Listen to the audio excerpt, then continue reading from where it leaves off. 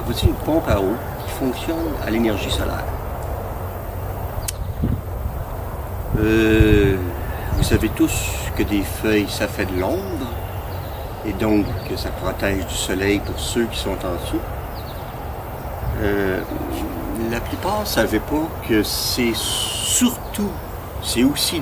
aussi une pompe à eau. Et je vais vous expliquer comment ça fonctionne. C'est vrai pour ici, un érable, mais c'est vrai aussi pour n'importe quelle mauvaise herbe ou légumes du jardin, des grands séquoias, quelques exceptions, essentiellement les plantes aquatiques. Je vais vous montrer comment ça fonctionne. À l'arrière des feuilles, il y a des minuscules trous, mais vraiment minuscules. Il y en a quelques centaines par millimètre carré. Ça vous donne une idée de la petitesse des trous. On appelle ça des stomates. Donc c'est un peu comme le trou de la bouche qui conduit à l'estomac. C'est la même racine latine. Stomate. Minuscule. Et ils s'ouvrent ou ils se ferment. Ils ont des cellules. En fait, c'est formé par deux cellules. C'est vraiment petit. C'est formé par deux cellules qui ont la propriété de gonfler. Puis en gonflant, ils se ferment ou ils s'ouvrent. Et c'est l'ouverture ou la fermeture de ces petits trous-là qui font toute la différence au monde, dans votre jardin, dans votre potager, en ville avec vos arbres, ou bien encore le rafraîchissement dans les grandes villes, quand on essaie de rafraîchir. On met de l'ombre, mais s'il n'y a pas d'évaporation, ça ne donne pas grand-chose. Alors d'abord, comment ça se produit? L'eau vient des racines, jusque-là ça va. Il y a une toute petite partie qui est poussée par les racines, mais disons pour aujourd'hui, c'est négligeable. Dans la tige elle-même, ça se comporte comme un papier mouchoir. Okay? Dans la tige elle-même, les molécules d'eau se poussent les unes sur les autres de façon à se tenir les unes sur les autres. Mais ils ne seraient pas capables de monter sans ce phénomène des petits trous. Et c'est ça qui est important de comprendre. Ça ne se rendrait pas aux feuilles. Et donc, il n'y aura pas de photosynthèse. À la sortie de ces petits trous-là, il y a une tension de vapeur qui se fait. Dehors, c'est plus sec. À l'intérieur, c'est de l'eau, c'est 100% d'humidité. Donc, il y a une légère évaporation. À chaque petit trou, une évaporation. Ou si vous préférez, une transpiration. C'est tellement vrai qu'on appelle ça évapotranspiration. Donc, c'est un petit peu comme la transpiration sur le corps. Mais quand vous transpirez, qu'est-ce qui se passe? Ça évapore. Ça évapore, puis ça vous rafraîchit. Rafraîchissement, je vais y revenir plus tard.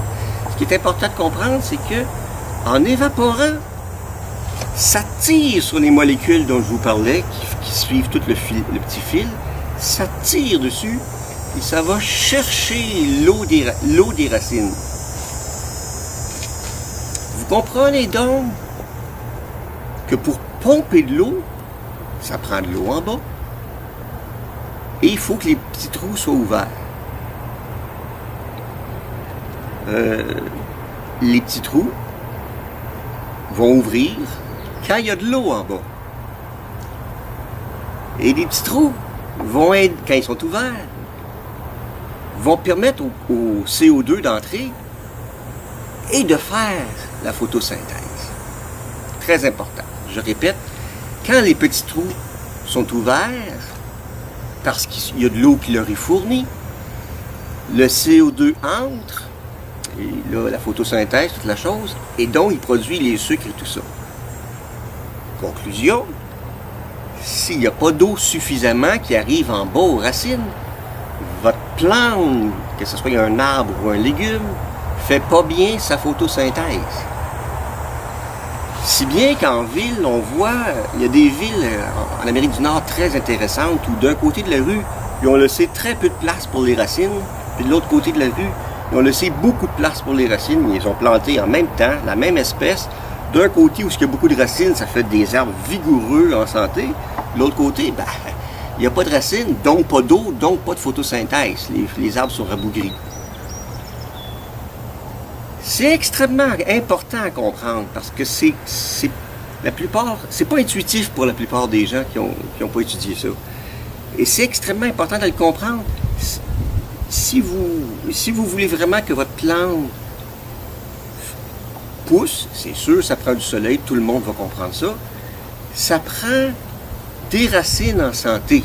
Ça prend un sol en santé, donc ça suppose qu'il y a de l'eau, mais pas trop. Juste pour terminer là-dessus, ça prend pas trop d'eau. Il faut quand même qu'il y ait de l'oxygène. Des racines, c'est vivant. Ça respire, comme vous et moi.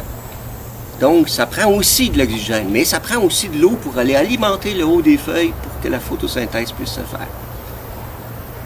L'autre aspect important de ça, c'est que ça rafraîchit. Hein? Une feuille rafraîchie par son ombre. Tout le monde sait ça. Moi, c'est l'autre partie que je veux vous dire. Quand vous prenez votre douche ou quand vous sortez au soleil, la sueur, en s'évaporant, l'eau de la sueur demande beaucoup d'énergie pour s'évaporer. Cette énergie-là refroidit le corps humain et c'est comme ça que vous n'avez pas trop chaud. C'est la même chose qui se produit dans les feuilles. Que ce soit dans n'importe quelle sorte d'arbre, n'importe quelle sorte de légumes, de plantes, il va y avoir un refroidissement parce que l'eau s'évapore à chaque stomate. À chaque stomate, l'eau s'évapore. Et donc, il y a cet effet-là que la plupart des aménagistes urbains n'ont pas l'air de comprendre. Planter un arbre, c'est pas suffisant. Il faut planter un arbre avec un système racinaire capable de se développer. Je veux pas juste de l'ombre, je veux de l'ombre et de l'évaporation. La même chose pour que ce soit des légumes ou des arbres en ville, c'est toujours la même logique, c'est toujours la même physiologie végétale. Les seules rares exceptions, c'est les plantes aquatiques, là, mais à part les plantes aquatiques, c'est toujours comme ça. Ça permet de rafraîchir et ça permet la photosynthèse.